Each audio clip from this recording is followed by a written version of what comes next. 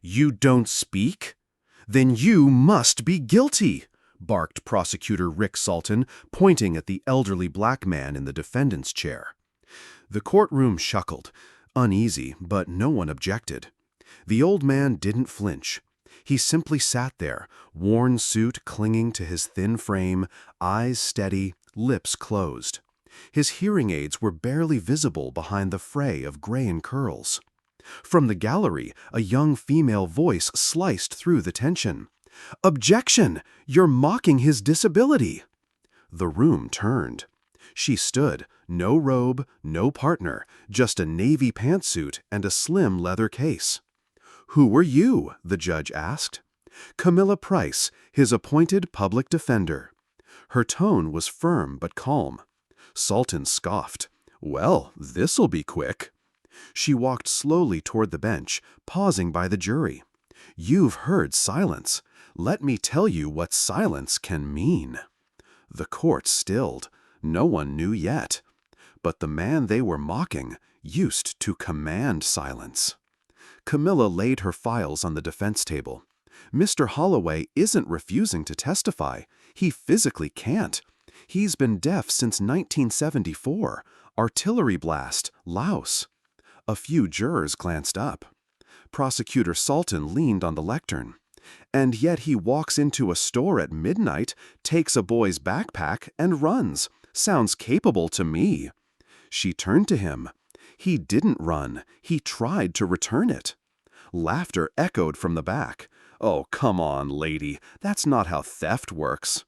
Camilla walked toward the old man, placing a folded blue cloth into his hands. "This was found in the backpack. Tell them what it is, Mr. Holloway." He opened it.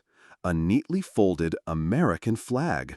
Tucked inside, a faded photo of a young soldier. Gasps broke the air. Salton growled, "Emotional tricks don't change facts." Camilla met his eyes. "No, but truth does." And for the first time, the courtroom leaned forward. Camilla's voice dropped. "The boy who owned that backpack? His name is Elijah Holloway." Jurors blinked. Salton narrowed his eyes. "Relation?" "Grandson. Separated after his mother's death in foster care chaos. Mr. Holloway's been searching for him for 8 years."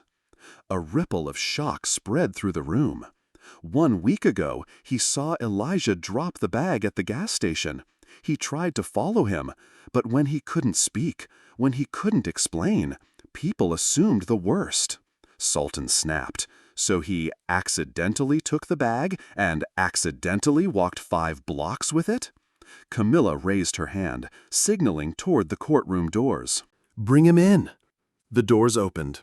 A thin boy entered, flanked by a caseworker. About 10.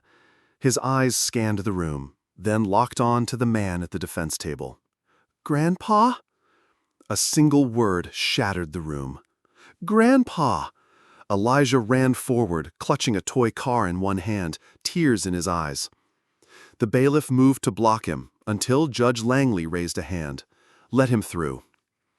Mr. Holloway rose slowly. His knees trembled. For a moment, it looked like he might fall.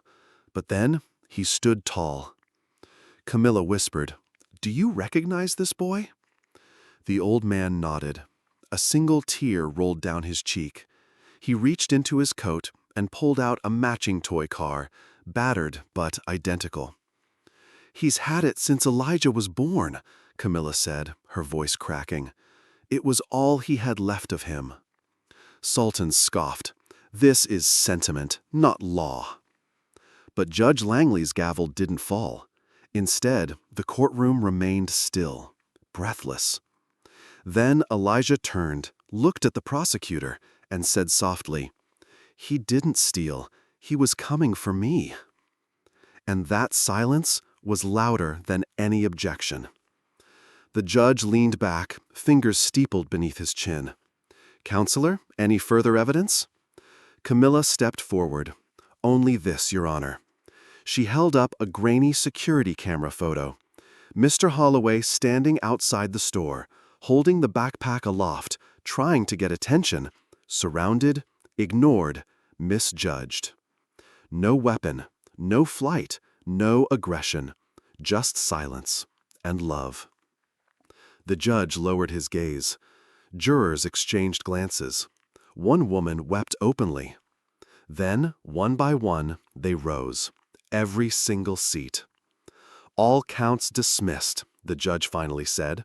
"Mr. Holloway, you are free to go." But the old man didn't move. Instead, he lowered to one knee and opened his arms. Elijah ran into them.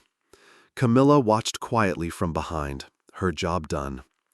As they embraced, the courtroom faded into silence. And in that silence, they finally listened. Camilla Price didn't just defend Mr. Holloway. She defended the dignity of every person misjudged for being silent, disabled, or forgotten. This story reminds us that silence doesn't mean guilt, and that presence can be louder than words. If Camilla's courage moved you, drop a comment below. Where are you watching from, and who's the quiet hero in your life? Don't forget to subscribe, like, and share this story. Let's make sure people like Mr. Holloway are never ignored again.